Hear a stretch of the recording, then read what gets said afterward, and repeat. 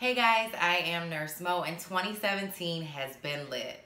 This year I have been to 7 countries, around 15 cities, and most of my travel has been solo. And what kind of broke that seal for me was my trip to Bali, Indonesia. On my birthday last year, I went to Bali, Indonesia, and it was the most fabulous trip that I've ever taken. It was extremely magical. So many of you reached out to me asking me for my detailed itinerary. But this was a really personal trip to me, so it took me a while to want to open up and share all the gritty details. So what I did was I got with one of my girls and we decided to pull together the best questions that you guys slid in my DMs with about my Bali trip. So I'm here with my girl Erica, and she will be asking me some of your fabulous questions.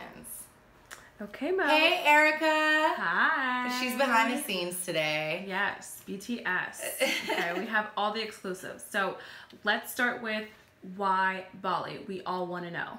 So Bali is a popular destination for so many people. But I mean, the beautiful beaches, the wildlife, the rainforest, the food, the culture, the different influences of religion, but mainly because it had been on my vision board for about 3 years and I just wanted to go.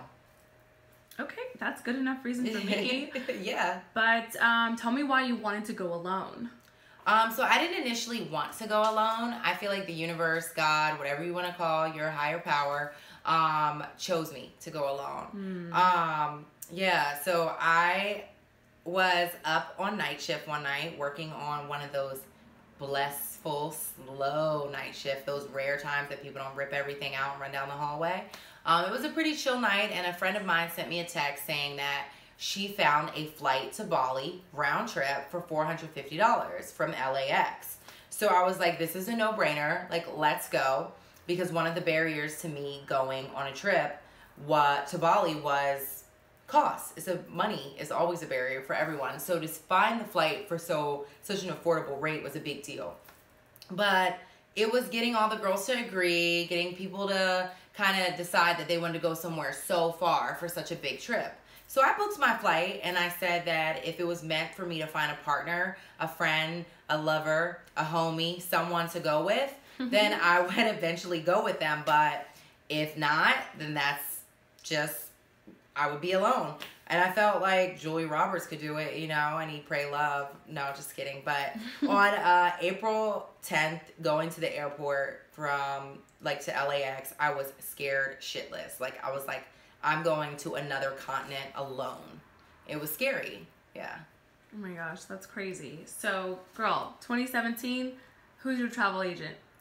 Travel agent? So I get a lot of questions about travel agents, and me and you laugh about this, right, Erica? Absolutely. So in 2017, 2018, if you want to book a travel agent, I totally get that. That's a profession. It's a thing. And you know, when it was my mom's age and young, older generations that don't know how to work the World Wide Web, you know, I feel like, why not use a travel agency? However, we have social media with 700 million users on it a day. We have Google, we have Kayak, we have just a hub of travel everywhere. Jetsetter.com. Yeah, so many different places. Secretflying.com is where I found my flight. Expedia, all these different things. I think that you can totally book your trip without a travel agent. I think it's a waste of money. That's just my personal opinion. And you can make a more personalized trip because that travel agent doesn't know you how you know you. So, no travel agent for me. Ever. No travel agent for 2017, no travel agent for 2018 and beyond. No, get online and do your research and book your flight. And book your hotel, and then when you get there, book your activities, and you can book your activities before, or you can leave a little bit of room for adventure to do it when you get there. But I think travel agency is dead. Dead. Okay, so speaking of adventure, okay, what do you do on a long layover? Have you ever had that? Do you incorporate those into your trip? Yeah. Tell me. So for this trip, for all of my trips, I always book a layover. But for this trip, this was my trip that broke the seal, And for this trip, I had a layover in Shanghai, China. And that was a place that I never really was like, oh, I want to go to China. It's on my bucket list, you know, or anything like that. But I found out that I didn't need a visa to go there. It was a stopover. I did some research. And I booked a flight with a 28-hour layover. So I got a really cozy hotel that was like basically in their downtown area, which is kind of like a Times Square-y vibe. And what that provided for me was like a luxury hotel to get a good shower, a good sleep, and to do a little bit of exploring. So it was pretty dope for me. I mean, the only downer part was that I had to exchange a little bit of money. I didn't get to see too much of the city, but I got done quite a bit. You guys can check out my blog on theresilientnurse.com to see some of the stuff that I saw on my 28-hour layover. I think I got a lot done. But I definitely say if you can get another stamp in your passport from just a stopover, why not? Oh, that's amazing. Okay, wait, but how are the China fashions? So the China fashions were next level. Ooh. So that was cool. One of the things that I noticed in Shanghai was that I'm not sure if I don't want to generalize for all China, but for Shanghai, there weren't many people who looked like me, meaning black, or you know, I mean, let's be frank. Noir. Noir, exactly. There weren't many people who looked like me. I stuck out like a sore thumb. So people thought that like I was like Beyonce or something. Like everybody wanted to take pictures with me. Like people were coming up to me, taking pictures with me, and I felt like a celebrity for a day. They wanted to touch my hair a lot, which was pretty weird because I had hair like this at the time. And that was a little weird, but I kind of encouraged it because it was like, when am I going to get this much praise and this much attention? But it was pretty cool because I always had someone to take my photo. But the fashions were nuts. Gucci, Dior, Chanel, like everything everywhere. And the street fashion was to die. Oh, that's so dope. Yeah. Okay, so tell us about your most memorable, best experience of the whole entire trip. So definitely when I got to Bali, that was my best experience. When I got to Ubud, that was my favorite experience for sure. I was coming from Gili Island, and if you read the blog below, you'll hear all about that. But I didn't feel very safe in Gili Island. It was like, for some reason, I just didn't feel really safe. But when I got to Ubud, it was like a lightening of the load. Like I felt like the energy was just really fresh and alive, and people were really kind, and it was so much culture and so much beauty. It was like being somewhere I've never been. The only way to describe it was that I felt alive. And somebody told me I wanted to take a yoga class, and there's Yoga Barn, which is yoga mecca. And yoga practice for me has always been more of an athletic thing. It hasn't been so much of a spiritual thing like meditation or sound healing or anything like that. It's just been exercise for me. So I went to this amazing place called Yoga Barn, which is yoga mecca. It's pretty amazing. It's literally a barn suspended in the air with spiral staircases. Whoa. It is very luxe. You would love it, Erica. It is 85 degrees in there at all times, so there's no need for heat. Butterflies are flying in and out of the studio. It's a completely open space. I got there, and my intention was to work out and to sweat. And within 5 minutes into our practice, the instructor told us to put one hand across our chest and one hand on our belly and to close our eyes and laugh. So for me, I was like, what the hell is he talking about? Like, what is this thing? And I've heard of laughing yoga before, but I've never really experienced it. So we all closed our eyes and we laughed and laughed and laughed. And then the next thing I know, I was in tears because I laughed so hard. I had the best laugh of my entire life. Wow. Yeah, it was pretty cool. And then I opened my eyes and a butterfly flew by. And that was really cool. And the mantra of the day was, I am bliss. And at that moment, for the first time in my life, I knew what bliss felt like. So that would have to be one of my best experiences. Erica, you have to go to this barn. You'd love it. I think I'm booking the trip now as we speak. Okay, so you had so many great experiences.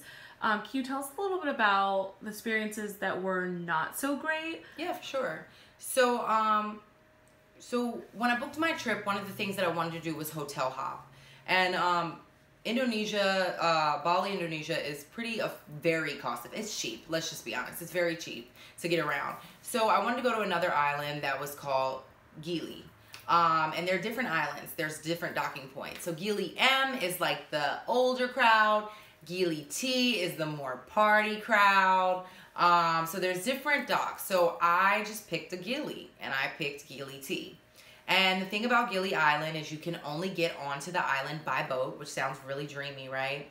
And you can only, there's no cars. There's no taxis. And there's no Uber. No Uber. Girl, you cannot call it Uber. Sorry, Lyft. No Lyft? Okay. All right. So there's no Uber, no Lyft. So basically the only way around is bicycle, foot, and horse and buggy. And if you want to get off the island, it's a boat. So initially this seemed like a good idea, but I was coming from this luxury 5-star hotel, and I got dropped off on the boat with a whole bunch of people who knew what they were doing. They were putting their backpacks on and trekking across the sand and going to their hotels. And I'm like, can someone help me? I felt like an American, like a stupid American. And I felt like I stuck out like a sore thumb. And when walking to my hotel, within the first 5 minutes, I got offered mushrooms and Molly and all different types of drugs that I was like, I'm 30. Like, I'm totally not interested in that, you know? So it was a little unsettling to arrive somewhere that, you know, I felt like I stuck out, and then there was drugs everywhere.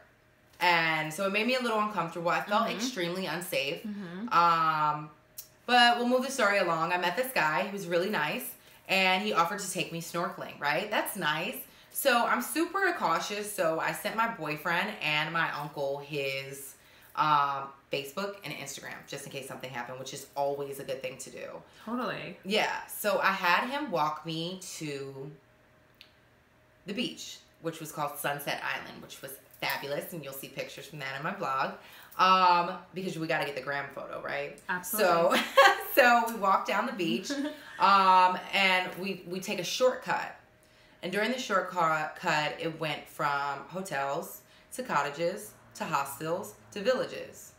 And it went from there being people to cows to chickens to no running water to seeing a man defecate in a bucket. I literally saw a man sharpen a machete. And my conversation with myself internally was that, was I going to die? Like, was this guy going to kill me? Was that his intention? Or was this just his route that he takes? I was wearing flip-flops and short shorts, and I was about knee deep in literal cow manure, walking to this beach. Because I wanted to take a shortcut because I thought it was safe. So I turned on my location on my iPhone. I put my iPhone up because my iPhone is an expensive device. But I don't think anybody there, the weird thing was I didn't think anybody there was interested in stealing anything from me. So walking through this deserted area totally scared me, freaked me out. And we finally made it to the beach. 2 miles later, which is around, you know, a 90-minute trek. And when we got to the beach, I asked him, hey, how are we going to get back? Because I know that there's no car, there's no Uber, there's no taxi, there's no motorbike. So I'm like, how are we going to get back? And his English suddenly got bad. So what does a girl do when she feels unsafe? She gets the fuck out of there. And that's what I did. There were no cars, no Uber, no taxi, so I hailed down a horse and buggy, legit hailed a horse and buggy because that was what was there. And I went back to my room, and I found out that the way that we took was crazy. The other way that the horse and buggy took was literally 5 minutes, and it was a very clear route filled with tourists. Now, did that man want to kill me or harm me or do anything? I don't know. But what I learned from that day is to trust your gut, trust your instincts, and that you're always safe inside of yourself. That is beautiful and so enlightening for the solo travel. Yes. Oh my gosh. Thank you, girl. Thank But you. it was scary at the time. Yes, I bet. Oh my gosh. It was so scary at the time. Okay, so you did just drop a bunch of gems, but what would you tell your younger millennial traveler for their own solo journey? I would say if you want to do a solo journey, a group journey, it's all the same. The things that can happen to you when going down the street can happen to you when going to Southeast Asia. They can happen to you when going to Africa. They can happen to you when going to London, Egypt. It goes on and on and on. Or petty. All these fabulous, amazing places. So don't let yourself get stuck in a space where you're fearful, because for lack of better words, let's be frank, shit happens everywhere. So why close yourself off and be closed-minded and closed experience because you're afraid? The other thing is choose experiences over things. The experiences that I have encountered just this year alone, nobody can ever take them from me. They can't be sold. They can't be repossessed. And nobody can steal them.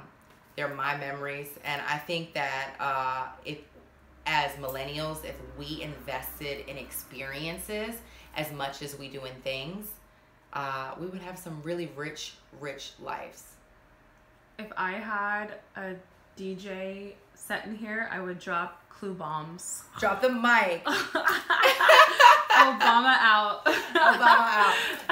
Okay, guys. Well, thank you for listening to my blog. If you guys want to hear more of this stuff about traveling, give it a thumbs up. Comment below and get my full itinerary on theresilientnurse.com. And give us a thumbs up, subscribe, and like this post if you want to see more of this.